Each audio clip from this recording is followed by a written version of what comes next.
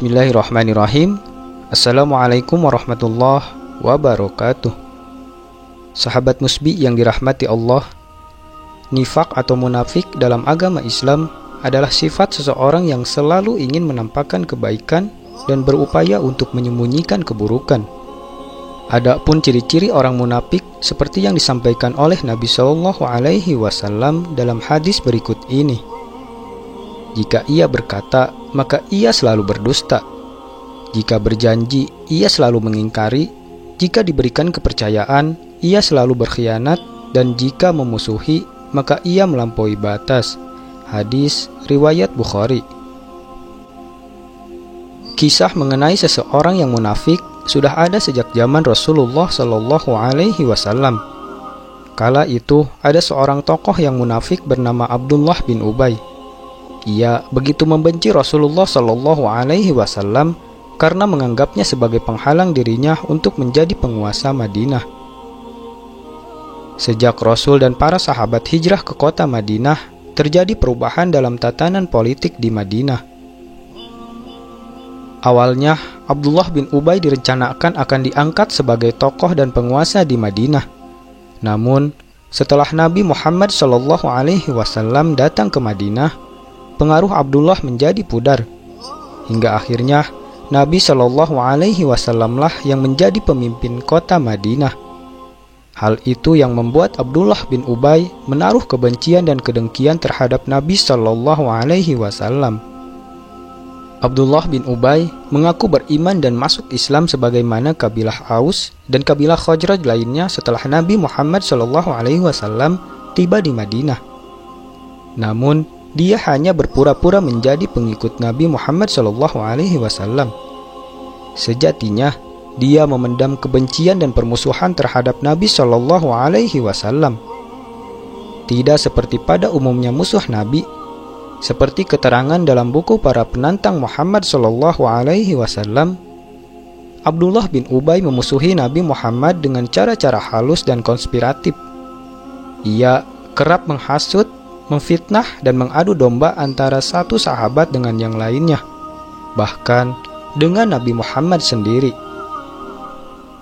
Di antara bukti kemunafikan Abdullah bin Ubay adalah melakukan propaganda dan mengajak mundur 300 pasukan dari pasukan Nabi Muhammad saat perang Uhud. Berkonspirasi untuk membunuh Nabi Muhammad dalam perang Zaturiko, memerintahkan budaknya untuk melacurkan diri, dan masih banyak kemunafikan lainnya. Kisah Abdullah bin Ubay berbeda dengan anak-anaknya. Mereka semua masuk Islam dan menjadi sahabat Nabi Muhammad Shallallahu Alaihi Wasallam yang setia. Hubab atau Abdillah adalah salah satu anak Abdullah bin Ubay yang paling menonjol. Ia ikut dalam perang Badar, perang Uhud, dan perang lainnya. Suatu ketika, Hubab sangat kesal dengan kemunafikan bapaknya, yaitu Abdullah bin Ubay, sehingga Hubab meminta izin Rasulullah Shallallahu Alaihi Wasallam untuk memenggal kepala bapaknya itu.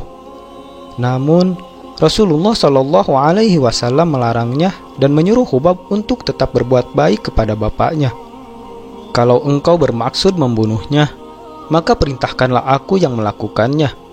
Nanti kuantar kepalanya kepadamu, kata Hubab atau Abdillah. Tidak. Kita akan tetap bergaul baik dengannya selama dia masih hidup bersama kita, jawab Nabi Shallallahu Alaihi Wasallam. Dalam kesempatan lain, Abdullah bin Ubay menyebarkan propaganda dan api kebencian terhadap kaum muhajirin di hadapan kelompoknya.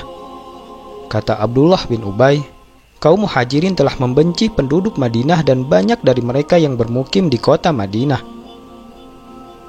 Demi Allah, kita dengan mereka tidak lain kecuali seperti ungkapan, engkau menggemukkan anjingmu, lalu dia menerkammu.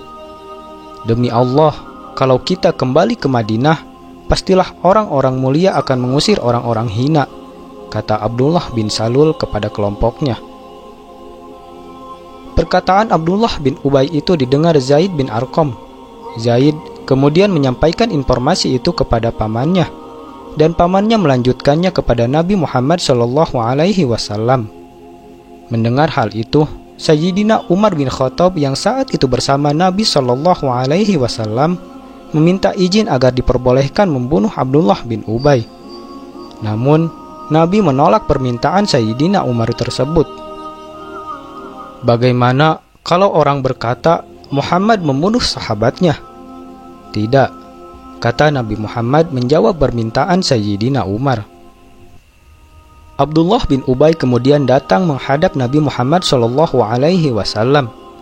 Setelah mendengar bahwa Nabi mengetahui ucapannya itu, ia mengelak telah mengucapkan hal demikian. Di hadapan Nabi, Abdullah bin Ubay bahkan bersumpah bahwa dirinya tidak pernah mengucapkan hal itu. Ia berdalih, Zaidlah yang salah mendengar ucapannya. Namun, ketika Abdullah bin Ubay jatuh sakit hingga akhirnya meninggal dunia, anak laki-lakinya yang bernama Abdullah bin Ubay mendatangi Rasulullah SAW. Dia meminta kain kafan untuk dipakaikan ayahnya. Selain itu, ia juga meminta Rasulullah agar mau menyolatinya. Rasulullah pun mendatangi pemakaman. Hanya saja ketika Umar melihat perbuatan Rasulullah, dia segera mengingatkan, "Wahai Rasulullah, kenapa mau menyolatkan Abdullah bin Ubay? Padahal dia adalah seorang yang munafik. Bukankah Allah melarang untuk menyolatkan orang-orang munafik?" Rasulullah SAW pun menjawab kalau beliau mendapatkan pilihan dari Allah antara mendoakan atau tidak. Dan Rasulullah memilih berdoa untuk Abdullah bin Ubay bin Salul. Setelah Rasulullah SAW menyolatkan, barulah turun firman Allah sebagai berikut.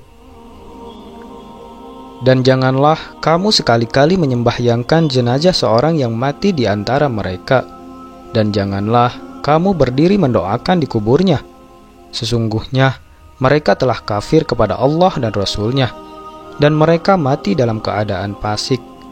Quran Surah At-Taubah ayat 84. Wallahu a'lam bishawab. Wassalamualaikum warahmatullahi wabarakatuh.